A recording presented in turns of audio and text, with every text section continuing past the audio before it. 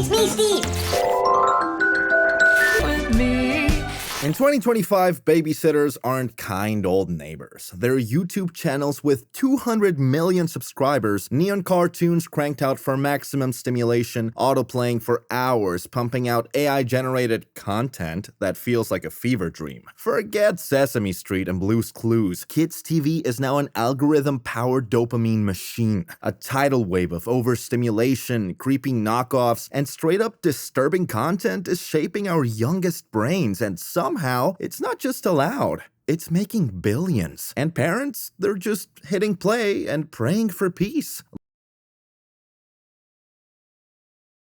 Let's start with the giant, cocomelon. This pastel-colored juggernaut is the second most subscribed channel on YouTube. In 2020, Netflix bought streaming rights, and guess what? It instantly became their most-watched show across the entire US library. Yeah, even outranking The Office and Bridgerton. So what's the big deal? Isn't it just nursery rhymes? Not exactly. Watching cocomelon isn't like watching a story. It's like letting ChatGPT babysit your toddler while high on TikTok. Scene changes every 2 seconds, characters that bounce like they're on invisible trampolines, and songs that loop endlessly, engineered to stick in your head like an ad jingle. Psychologists have been warning about this stuff for years. The developing brain needs downtime. It needs boredom, patience, focus. But with cocomelon, toddlers get wired to expect fireworks every 2 seconds. Parents online describe kids screaming the moment the iPad goes dark, or ignoring toys completely because blocks and dolls can compete with JJ singing "Yes, yes, vegetables" on max volume. And the science backs it. A 2022 study from the American Academy of Pediatrics found toddlers who watched fast-cut shows like cocomelon and Choo Choo TV had shorter attention spans and worse self-controlled compared to kids who watched slower programming. And then there's the music. Parents complain it's annoying, but researchers say those repetitive nursery rhyme loops are straight up behavioral conditioning with a smiley face. Like ad jingles, but instead of making you crave a Big Mac, it makes your toddler crave more screen time. Cocomelon isn't the end of the pipeline, it's the beginning. Once kids get hooked there, they graduate to faster, flashier, even more chaotic content as they get older. And by the time they're in kindergarten, they're running on TikTok brain, chasing dopamine hits, and never being able to read a book without zoning out. Because once you raise a kid on dopamine fireworks, don't be shocked when math class feels like dial-up internet. And we're actually seeing the fallout in real time. Gen Alpha is growing up with noticeably shorter attention spans than any generation before them. Teachers across the US and UK keep raising red flags.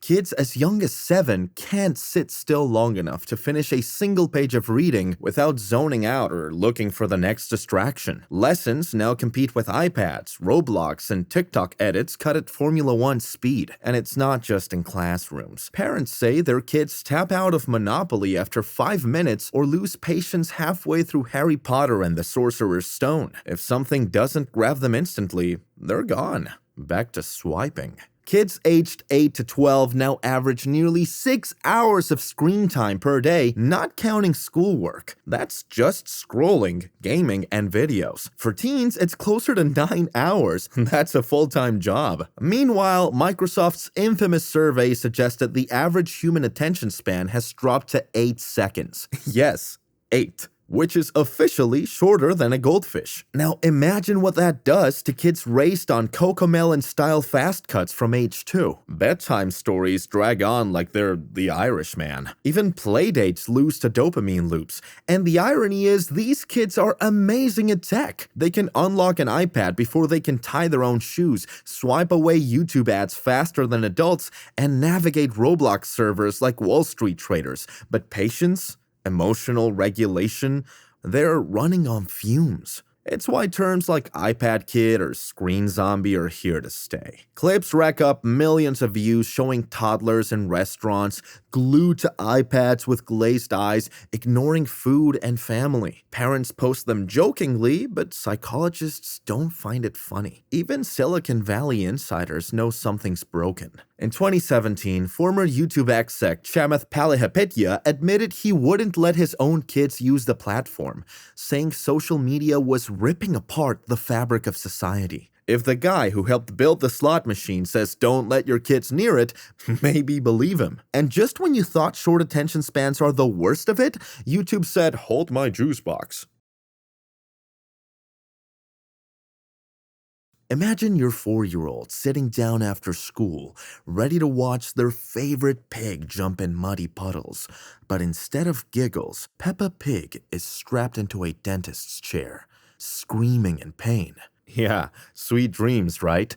On TV, Peppa Pig is gentle and quirky, the very definition of safe preschool programming. But on YouTube, by 2017, Peppa had been hijacked. Parents started noticing off episodes. Instead of brushing her teeth, Peppa was crying at the dentist. Instead of bedtime stories, she was being force-fed bleach. Some clips even showed Peppa sobbing in terror. These weren't satire videos hidden on dark corners of the web. They were sitting inside the kids section of YouTube, right next to genuine episodes. Algorithm-approved nightmare fuel. A child could start with a real Peppa episode, and a few autoplay clicks later, they'd be in a rabbit hole of bootlegs where Peppa is mutilated, tortured, or poisoned. Millions of kids were watching.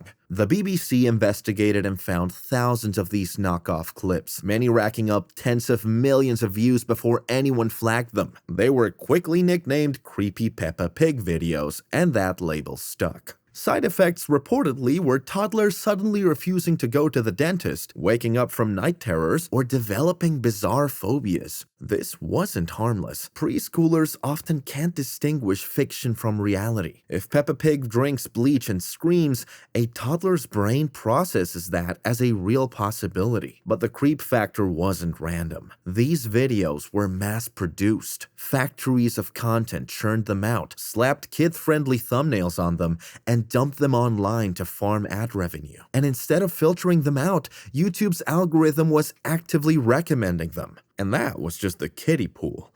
The deep end is way darker, and it's wearing an Elsa costume.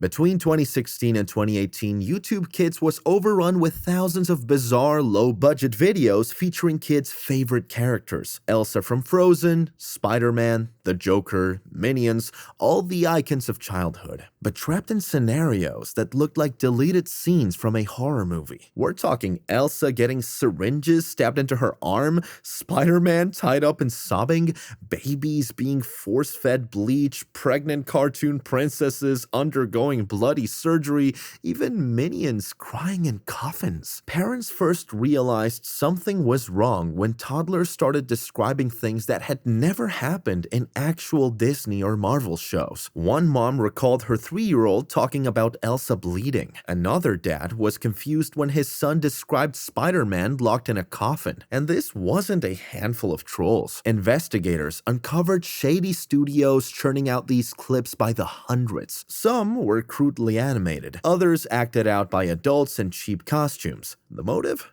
Easy money. YouTube's algorithm rewards clicks and watch time, and kids are the perfect audience. They don't question thumbnails, they just tap. A single elsagate channel could rake in thousands of dollars a week off ad revenue. But here's where it got creepier. Researchers noticed repeating patterns in titles, keywords, and imagery, almost like someone was testing how far they could push YouTube's filters. The weird adult themes around pregnancy fetishes, medical play, and bondage were way out of place for preschoolers. That sparked theories that some elsagate uploads weren't just for ad money, but possibly coded content for grooming or exploitation. Nothing was ever proven, but the suspicion alone was enough to send watchdog groups into panic mode. By late 2017, the outrage went mainstream. Parents were furious. Advertisers pulled out in droves. The pressure forced YouTube to finally purge thousands of channels and roll out stricter filters. But the damage was already done.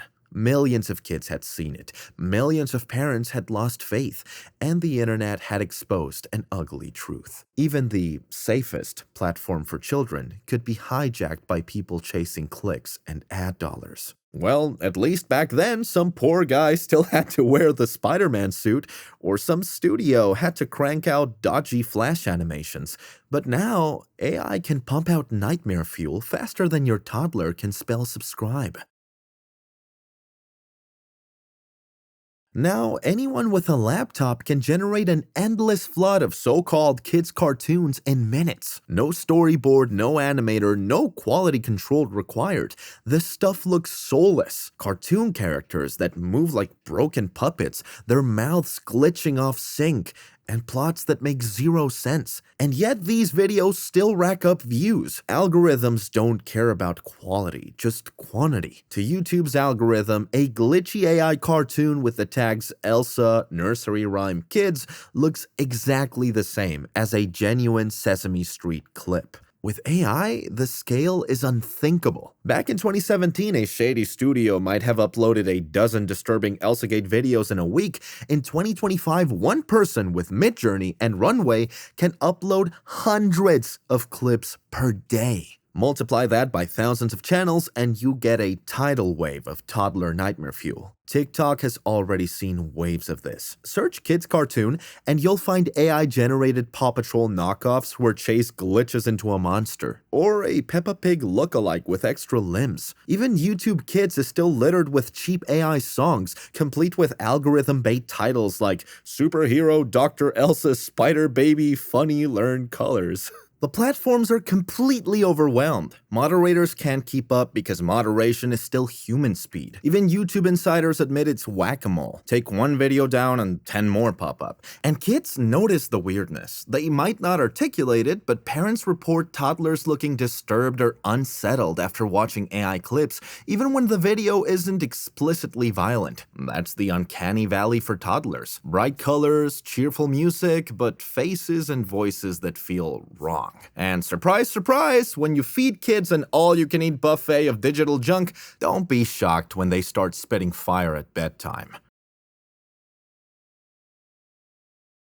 So, what happens when you raise an entire generation on algorithmic cartoons and AI sludge? You get kids whose emotional wiring is short-circuited. Psychologists call it emotional dysregulation. Teachers call it iPad rage. Parents usually just call it hell. They're dealing with full-on meltdowns over Wi-Fi lagging for 2 seconds or YouTube autoplaying the wrong cartoon. A 2021 study tracked preschoolers and found heavy screen exposure was linked to hyperactivity and behavior issues later on. A Canadian study of 2,400 kids followed them from age 3 onward and found the same pattern. More early screen time equals worse academic performance by age 7. A 2019 sleep survey found kids with screens in their bedroom lost 30 minutes of sleep every single night. That's 3.5 hours a week. Over a year, that's basically pulling an all-nighter every single month. No wonder anxiety and irritability are skyrocketing. Kids are growing up without the ability to self-soothe, to cope with boredom, or to regulate emotions. Their baseline is overstimulated, so life without a screen feels unbearable. And guess what? None of this is an accident. It's not a bug. It's the business model. Kids' content is a goldmine. In 2020, Moonbug Entertainment bought cocomelon for around $3 billion. That's right, a nursery rhyme channel sold for more than some NFL teams. And then Moonbug itself was scooped up by private equity giant Blackstone. Translation? Wall Street is now raising your toddler. Platforms like YouTube don't step in until there's blood in the water. Parents scream, media covers, advertisers pull out, YouTube apologizes, promises reforms, rinse and repeat. Meanwhile, ad money flows. YouTube pulled in an estimated $36.15 billion in ad revenue in 2024, and kids' content is a huge slice of that pie because toddlers don't skip ads. They don't use ad blockers. They're the perfect captive audience. So let's just say it. Kids' TV today is broken. If you wouldn't feed your kid candy for every meal, maybe it's time to rethink what they're consuming on screen. And if cocomelon is the cocaine of cartoons, then welcome to Everything Everywhere, your rehab clinic for bad media. Hit subscribe before the algorithm feeds you another JJ nursery rhyme.